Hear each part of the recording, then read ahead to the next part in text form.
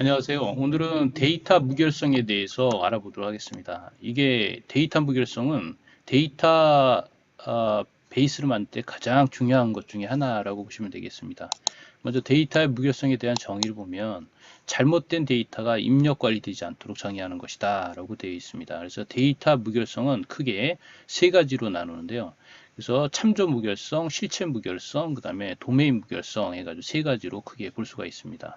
먼저 가장 쉬운 도메인 무결성서부터 해보도록 하겠습니다. 자, A열에는 날짜 형태만 들어가 있습니다. A열엔 날짜 형태에다가, 그러니까 형식에다가, 그리고 거기에 들어가는 유형이라든가 아니면 크기까지도 지정을 할 수가 있습니다. 어디서부터 어디까지 범위까지 지정을 할 수가 있죠. 대표적인 예로 여기에 날짜 형태로 지정을 안 해놓으면 현장에서 어떤 일이 벌어지냐면 이렇게 04.01 이렇게 해서 쓰게 됩니다. 그런 이렇게 쓰게 되면 어떤 문제가 있느냐? 하나는 날짜 형태로 되어 있고 하나는 문자 형태로 되어 있습니다. 그러니까 하나 숫자, 문자. 자, 엑셀을 보고 썼을 때 열에서 했을 때 우측에 붙으면 얘는 숫자 형태입니다. 얘는 문자 형태고요. 이렇게 되게 되면 나중에 뒤쪽에서 이걸 뺄 때 굉장히 문제점이 생길 수가 있어요. 그래서 항상 형식에 맞춰가지고 써야 됩니다. 그래서 얘도 마찬가지죠. 문자 형태로 되어 있죠. 근데 문자 형태인데 몇 글자까지 들어갔냐, 혹은 몇 글자까지 고정을 시킬 거냐, 아니면 변동을 시킬 거냐 해가지고 그것도 지정을 할 수 있게 되어 있습니다. 얘도 마찬가지죠. 문자 형태로 되어 있고, 그 다음에 여긴 숫자 형태로 되어 있는데 정수죠. 정수인데 여기 보시면 아시겠지만 크기도 지정할 수가 있습니다. 큰 정수도 있고 작은 정수도 있을 수 있죠. 그래서 여기도 범위까지. 그래서 요거는 열 단위로 어떤 데이터의 유형과 어떤 형식이 들어가는지 혹은 어떤 범위까지 집어넣을 수 있는지를 확정 짓는 것을 도메인 무결성이라고 합니다. 그래서 요거는 좀 이따가 다음 시간에 유효성 검사할 때 더 상세하게 해드릴 겁니다. 근데 엑셀에서는 이게 한 번에 안 나오는데 전산에서는 테이블 만들 때 꼭 이걸 먼저 해놓고 들어가게 됩니다. 자, 그리고 이제 실체 무결성을 보도록 하겠습니다. 여기 설비명을 보면 이 설비가 여러 번 나오죠. 그렇죠? 그러니까 이 설비가 하나의 객체로 빠질 수가 있어요. 그러니까 부모 테이블이 될 수가 있습니다. 그러면 이 설비라는 테이블이 하나 나오게 되면 어떤 일이 벌어지게 되냐면 걔가 하나의 기준 정보가 되는 거죠. 우리 회사에. 제품 코드도 마찬가지죠. 얘도 제품 코드가 별도로 빠져나갈 수가 있죠. 어떻게 되냐면 P001이 단가가 얼마가 되는지, 이 제품의 사양이 어떻게 되는지도 그 테이블에서 기록할 수 있겠죠. 그래서 얘 두 개가 어떻게 되면 뭐 하나의 테이블로 나올 수가 있습니다. 그래서 얘를 여기 실체 1에다가 제가 이렇게 써놨습니다. 그래서 여기 보시면 CNC 3.4, CNC 3. MCT 1, 2가 있습니다. 그래서 여기에 우리 회사가 취득 일자가 언제고, 뭐 구입 일자가 언제, 취득 금액이 감가 지금 비용이 얼마다, 5년 감가상각했을 때 5등분씩 나누니까 비용이 얼마다라고 나와 있겠죠. 그럼 보시면 아시겠지만 만약에 여기에 만약에 그 도메인 무결성에 MCT 여기 무결성에 보시면 여기에 여기 이걸 보셔야 되겠네요. 여기 MCT 뭐라고 하나 쓸까요? CNC 3.4 똑같은 걸 하나 썼습니다. 똑같은 걸 썼는데, 그리고 얘를 또 복사해서 제가 여기다 하나 붙여 놓도록 할게요. 컨트롤 V. 근데 얘가 취득일자가 4월 1일로 이렇게 썼다고 생각하시면, 자 보시면 아시겠지만 얘하고 얘 두 개가 똑같죠. 그런데 내용은 틀려요. 그러면 얘가 구분할 때 이 구분이 잘못됐거나 혹은 잘못 기록한 거게 되겠죠. 그러니까 얘 CNC 3.4라는 이 설비는 유일해야 됩니다. 유일해야 되는데 유일하지가 않다는 얘기죠. 그러니까 뭐 CNC 3.4가 있다, 4가 똑같은 게 있다라고 하면 얘는 뭐 다시 1로 한다던가, 이렇게 얘는 2로 한다던가, 이렇게 해서 구분을 해줘야 되는데 구분 자체가 지금 안 돼 있는 상황입니다. 그래서 얘는 실체 무결성은 도메인 무결성은 열로 봤다면 실체 무결성은 행으로 보는 겁니다. 기준 정보에서 똑같은 기준이 되는 이 머리글이, 똑같은 머리글들이 만약에 여기에 똑같은 분명히 나온다 그러면 얘는 데이터 관리를 잘못하고 있다라고 보시면 되겠죠. 그래서 실체 무결성, 또 실체 무결성 2를 보면 제품 코드가 있죠. 제품 코드가. 근데 제품 코드가 똑같은 게 또 복사가 돼 있다 라고 한다 그러면 얘도 또 문제가 되는 거죠. 왜? 이 제품 코드는 유일해야 되는데 똑같은 게 있으면 또 안 되겠죠. 대표적인 걸로 대한민국을 존속하기 위해서는 인명부라는 걸 데이터베이스를 만듭니다. 인원 데이터베이스를.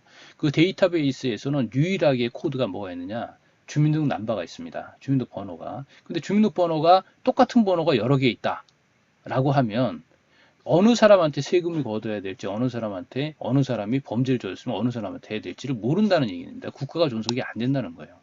이게 안 됨으로 인해서 ERP가 안 돌아갑니다. 이게 이제 대표적인 게 어저께 제가 스마트 공장 때문에 업체 면담을 하고 나서 제가 가서 스마트 공장에 대한 그 솔루션에 대해서 엑셀로 먼저 푼 다음에 엑셀을 그냥 푸시면 안 돼요. 데이터베이스로 다 풀어줘야 됩니다. 그리고 검증까지 하는데 10일 정도면 끝납니다. 데이터베이스 다 해가지고. 그러면 10일 정도에 끝낼 수 있는 일을 솔루션을 가지고 있기 때문에 그에 대해서 제가 좀 자랑스럽게 얘기를 했다가 완전히 패하고 왔습니다. 저보다 더 잘하세요. 거기 생산부장님, 그 다음에 거기 연구소장님, 재무팀장님, 저보다 더 잘하시더라고요. 그래서 두 손 들고 왔습니다. 근데 그 양반들이 그 ERP를 준비하는데 벌써 1년 이상을 갔다는데 아무것도 안 하고 있더라고요. 그러면 결국은 그분들이 데이터베이스를 알고 있느냐? 제가 보기에는 모르고 있습니다. 근데 왜 제가 필패했느냐? 모르는 사람하고 싸워서는 제가 이길 수가 없어요. 그래도 어느 정도 아는 사람하고 싸워야지 이기지. 생판 모르는 사람하고 받아들이지 않을 사람들하고 되겠습니까? 자기 예전에 ERP 뭐 구축해봤다. 구축한 게 아니라 옆에 와서 하는 걸 봤겠죠. 그러니까 진짜 안다는 것은 자기가 모른다는 걸 아는 게 아는 것 같아요. 그래서 제가 오늘도 이 데이터 무결성을 왜 강의를 하느냐. 이걸 강의를 해줘야지만 데이터가 이런 종류가 있고 이게 앞으로 엑셀로 관리할 때도 이렇게 관리가 돼야지만 전산 들어갈 때 굉장히 편하게 들어갈 수가 있고 전산이 성공할 확률이 커진다는 거죠. 10년 전에도 공장 자동화 했습니다. 20년 전에도 했고요. 업체 가면 다 센서 다 붙어 있습니다. 근데 다 망했죠. 왜 그럴까요? 자, 그러면 이제 참조 무결성을 한번 보도록 하겠습니다. 이제 참조 무결성이 좀 어렵습니다. 어려운데 어떤 거냐면 여기 도메인 무결성하고 여기 실체 무결성의 일을 보게 되면 얘가 이제 아버지가 되겠죠. 부모가 됩니다. 부모가. 그리고 얘 도메인 무결성은 여기 도메인 무결성의 이 테이블은 자식 테이블이 돼요. 그러니까 부모 자식 간이 있는 거죠. 만약에 여기 보시면 CNC 3.4가 있죠. 여기 만약 여기 CNC 3.5라고 하나 기록을 했어요. 자, 그러면 이 설비 CNC 3.5는 부모가 없죠.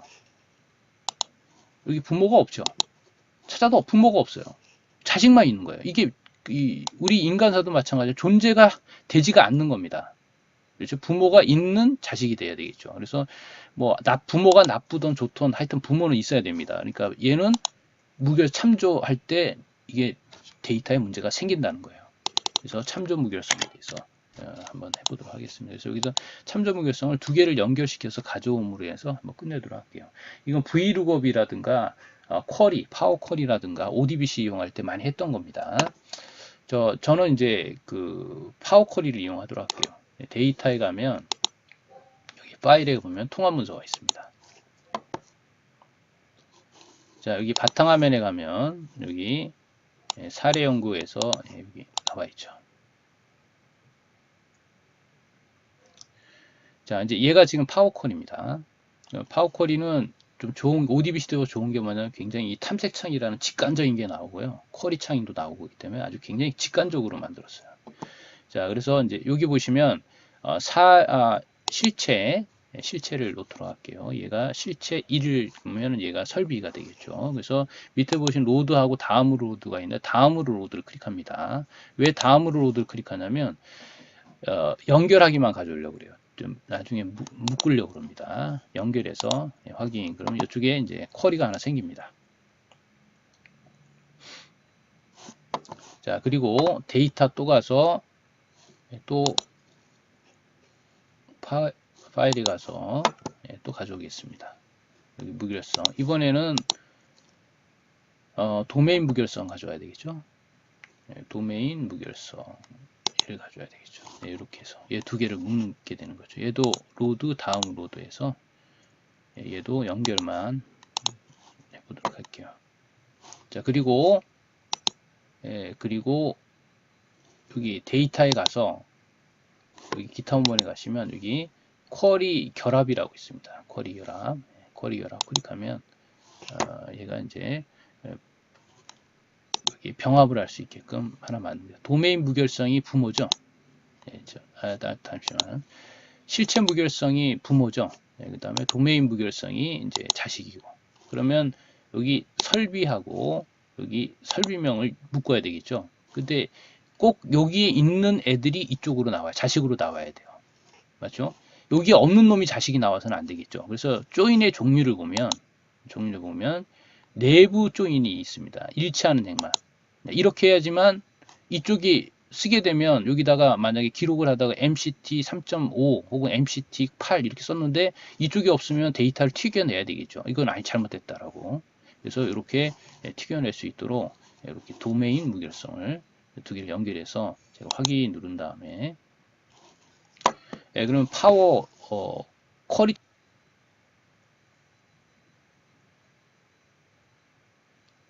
자, 파워 쿼리 창에 들어와 왔습니다. 자, 그럼 여기 보시면 여기 테이블이 부모 테이블이 있고 이제 자식 테이블이 있는데 여기 자식 테이블에서 여기 설비명은 같으니까 굳이 쓸 필요는 없겠죠. 그리고 확인 누르게 되면 얘가 이렇게 테이블 두 개가 연결된 걸 알 수가 있습니다. 얘를 이제 닫기미 로드로 해가지고 이름을 먼저 정해요. 이름을 여기다가 무결성이라고 할까요? 참조 무결성 해가지고 로드해서 그냥 바로 닫기미 로드 해가지고 그 다음 얘를 자 이렇게 보시면 얘가 두 개가 참조 무결성이 된 걸 알 수가 있습니다. 이렇게 보시면